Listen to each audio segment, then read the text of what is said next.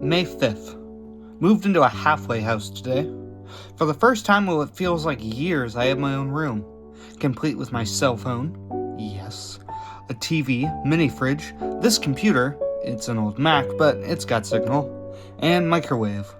I have to share a bathroom, but oh well. This place is the Ritz when compared to the park benches I've known. The town itself, Wilmington Beach, is pretty evened out, having sober communities all over the place. During treatment sessions, my counselor is pushing me to record a blog that will help release my frustrations in a helpful way, instead of bottling them up. So, here goes. My name is Wes, and I am a 23-year-old alcoholic and have been known to use cocaine. I used to work as a PA for various projects on the East Coast production train. After being shunned by my mother, girlfriend, coworkers, and surrounding family, I was forced into rehab where I got clean. And honestly, it kinda sucks. No more glory days. No more all at nothing with the fraternity brothers. No more fun at the bar. If they would ever let me back in. Strangely, however, I feel like I'm clear-headed and can see the world a little bit more than I used to. This halfway house is deluxe compared to most joints, allowing us loads of freedoms as long as we pay our way and submit to weekly drug tests. Not only that, but it's exclusive to only 8 guys at a time. We don't have to share rooms. Sure beats the hell out of rehab. May 21st. Finally found a job at a Mexican grill here in town. The best part is it's only a block away from the house, so no more buses. For those who haven't given a damn up to this point, I'm in a halfway house located here in Wilmington Beach, North Carolina, and I have been clean for all of 3 months today. Originally, I really missed the rush, but man, I won't lie, this shit is awesome. I even met a pretty girl today, Katie, who was also in rehab with me. My type too, blonde, bubbly, curvy, and most importantly, she loves the comic books that I do. Nothing beats a common interest. We're meeting at a Java bar tonight after I get off work and exchanging some books before we head off to wherever it is we decide. As long as I'm back by curfew. May 25th. Not much going on lately. I've been pretty busy at work, AA meetings, NA meetings, and Katie time at Javaholics. The biggest news to report is that the town is seemingly getting quieter and quieter each day, even though it's summertime and beach fair should be bustling.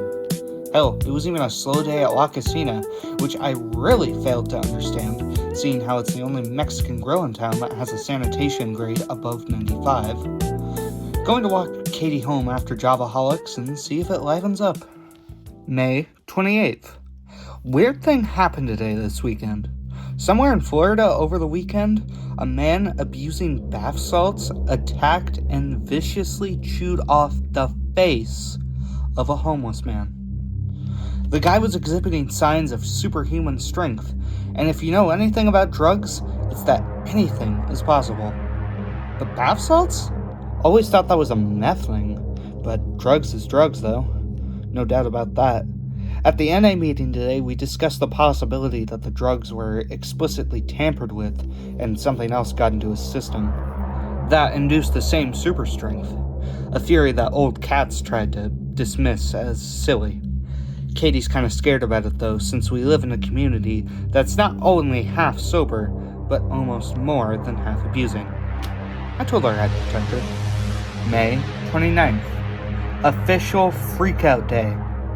Whatever the hell is going around that's making addicts super freaky cannibals made its appearance here today. Across from Javaholics is an actual bar that's usually swarmed with darker crowds of Wilmington. A day and night contrast to our humble establishment. Well, a crazy bumbling crackhead we all know usually heads to that bar at night to score, but tonight he came to ours and rushed into the bathroom, locking himself in and began going nuts inside, beating the wall, smashing the toilet and sink, as well as nearly breaking down the old English oak door. The owner evacuated the building, and we watched as police came in and escorted the man to a cruiser. He was covered in, oily black film, vomit, waste, and what we all thought was blood. The worst case of mania I think any of us have ever seen. Damn shame, too. That guy was actually kinda nice. One of my housemates, Perry, was talking with our house monitor, Chaz, tonight about the whole thing, and Chaz, being a paranoid kind of guy, called in someone else to take his shift. I'm worried he's relapsing. May 30th. Today was one for the books. So much crap happened today, and I seriously feel like sneaking out tonight to find a Happy Meal to curb my anger. I must not, though.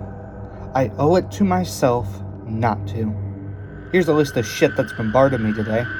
1. 5 of the guys in the house were discharged.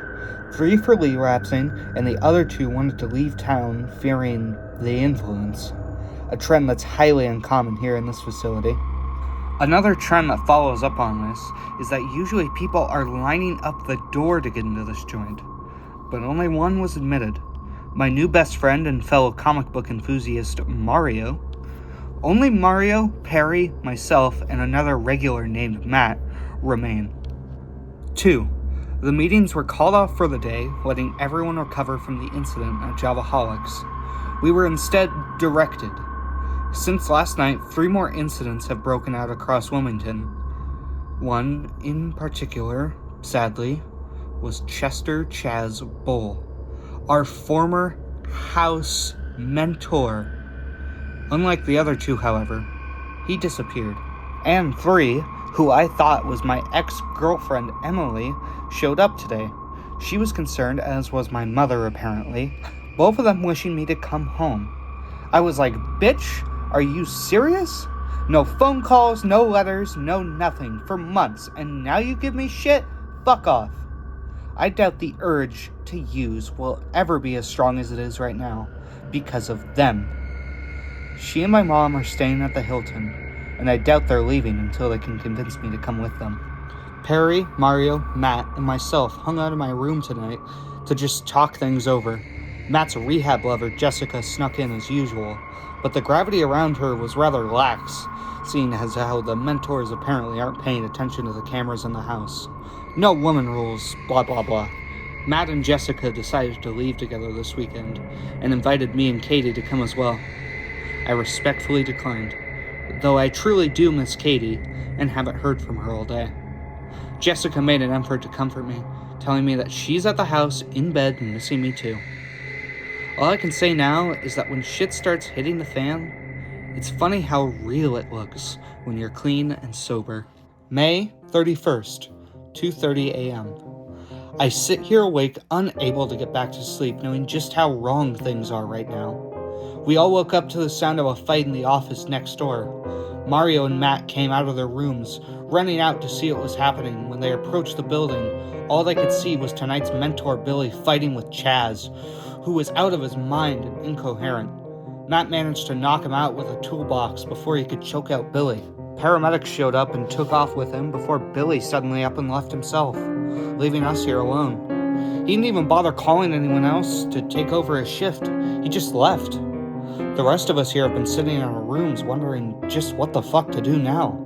I mean, Perry's gone now too, having been picked up by an old drug dealer friend in sheer desperation of moving on somewhere else. Mario's in his room calling a friend of his, which worries me, because he says he's gotten a gun from him. Matt's called Jessica, who told him that our house mother has closed the building, and is sending the girls off in their van and cars to the bus station.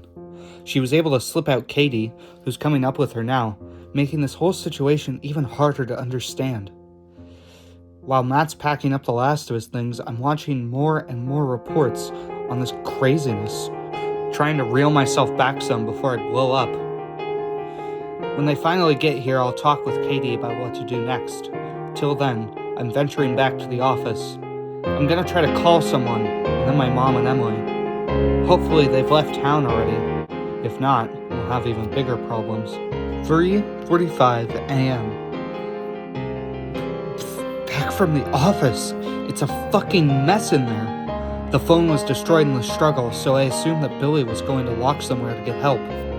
I can't help but wonder why he didn't just use his cell phone. Jessica and Katie showed up finally, as did Mario's friend, who I really don't like. This jackass Daniel is the kind of scum people in rehab call a critical enabler. He sold Mario not 1, not 2, but 3 guns. 3 fucking guns in an out-of-control halfway house. I'm sure they're also using, as they've yet to come out of his room. Funny enough, Mario gave 2 of the guns to me and Matt, though I declined to carry a weapon after what happened back in Durham. He still left it on the kitchen table, and Matt put it in my room, after he and Jessica had disappeared into his room. Katie's on the phone with her parents.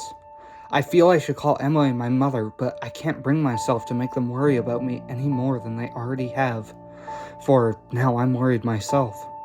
The news is talking about a local beach fire being attacked by a group of crazed addicts. I was able to talk the others into remaining here for the night, so that tomorrow maybe we can assess things better outside.